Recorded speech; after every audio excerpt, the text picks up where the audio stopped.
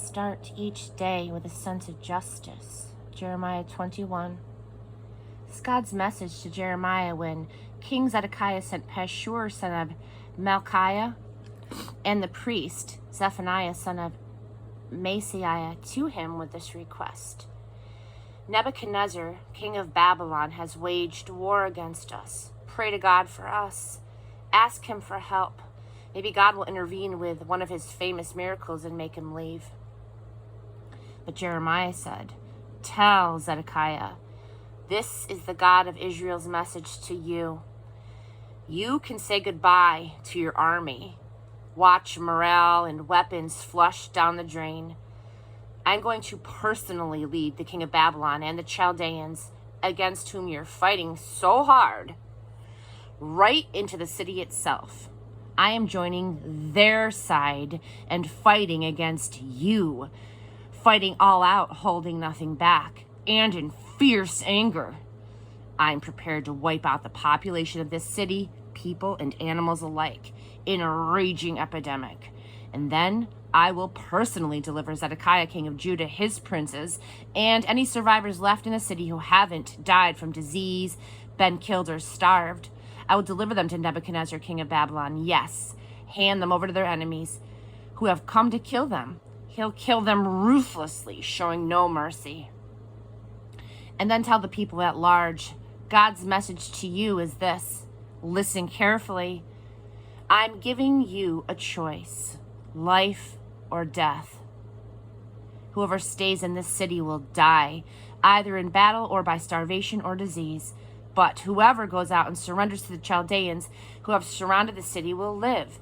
You'll lose everything, but not your life. I am determined to see this city destroyed. I'm that angry with this place. This is God's decree.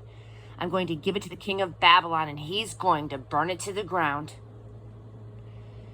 To the royal house of Judah, listen to God's message. House of David, listen. This is God's message to you. Start each day by dealing with justice. Rescue victims from their exploiters. Prevent fire, the fire of my anger, because once it starts, it cannot be put out. Your evil regime is fuel for my anger. Don't you realize that I'm against you? Yes, against you. You think you've got it made, all snug and secure. You say, oh, what could possibly get to us? Who could crash our party? Well, I can and will. I will punish your evil regime. I'll start a fire that will rage unchecked, burn everything in sight to cinders. Chapter 22, walking out on the covenant of God. This is God's orders. Go to the royal palace and deliver this message. Say, listen to what God says, O King of Judah, you who sit on David's throne, you and your officials and all the people who go in and out of these palace gates. This is God's message. Attend to matters of justice. Set things right between people. Rescue victims from their exploiters. Don't take advantage of the homeless, the orphans, the widows. Stop the murdering. If you obey these commands, then kings who follow in the line of David will continue to go in and out of these palace gates mounted on horses and riding in chariots, they and their officials and the citizens of Judah. But if you don't obey these commands, then I swear, this is God's decree, this palace will end up in a heap of rubble. This is God's verdict on Judah's royal palace. I number you among my favorite places, like the lovely hills of Gilead, like the soaring peaks of Lebanon. Yes, I swear I will turn you into a wasteland, as empty as a ghost town. I'll hire a demolition crew well equipped with sledgehammers and wrecking bars. Pound the country to a pulp and burn it all up. Travelers will come from all over, will come through here and say to one another, why would God do such a thing to this wonderful city? They'll be told, it's because they walked out on the covenant of their God. They took up with other gods and worshipped them. Building a fine house, but destroying lives. Don't weep over dead King Josiah.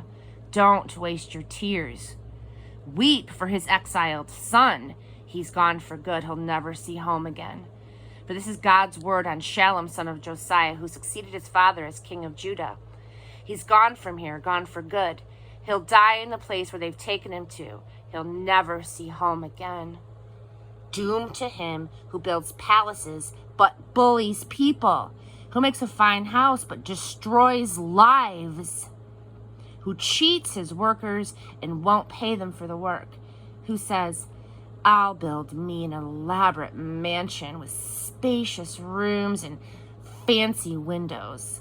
I'll bring in rare and expensive woods and the latest in interior decor. So, that makes you a king living in a fancy palace? Your father got along just fine, didn't he? He did what was right and treated people fairly, and things went well with him. He stuck up for the down and out, and things went well for Judah. Isn't this what it means to know me? This is God's decree. But you're blind and brainless.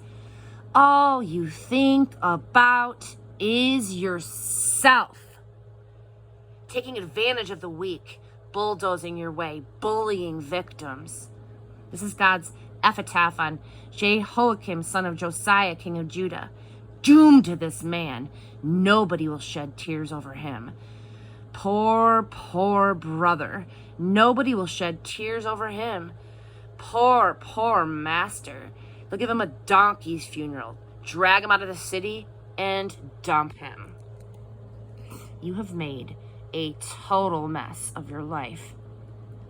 People of Jerusalem, climb a Lebanon peak and weep. Climb a Bashan mountain and wail. Climb the Abraham ridge and cry, because you have made a total mess of your life. I spoke to you when everything was going your way, and you said, I'm not interested. You have been that way as long as I've known you. Never listened to a thing I said. All your leaders will be blown away. All your friends end up in exile, and you'll find yourself in the gutter, disgraced by your evil life. You big city people, you thought you were so important. You thought you were king of the mountain. You're soon going to be doubled up in pain worse than the pangs of childbirth. As sure as I am the living God, this is God's decree. Even if you, Jehoiakim, son of Jehoiakim, king of Judah, were the signet ring on my right hand, I would pull you off and give you to those who are out to kill you, to Nebuchadnezzar, king of Babylon, and the Chaldeans, and then throw you, both you and your mother, into a foreign country, far from your place of birth. There you'll both die. You'll be homesick, desperately homesick, but you'll never get home again. Is Jehoiakim a leaky bucket, a rusted out pail, good for nothing?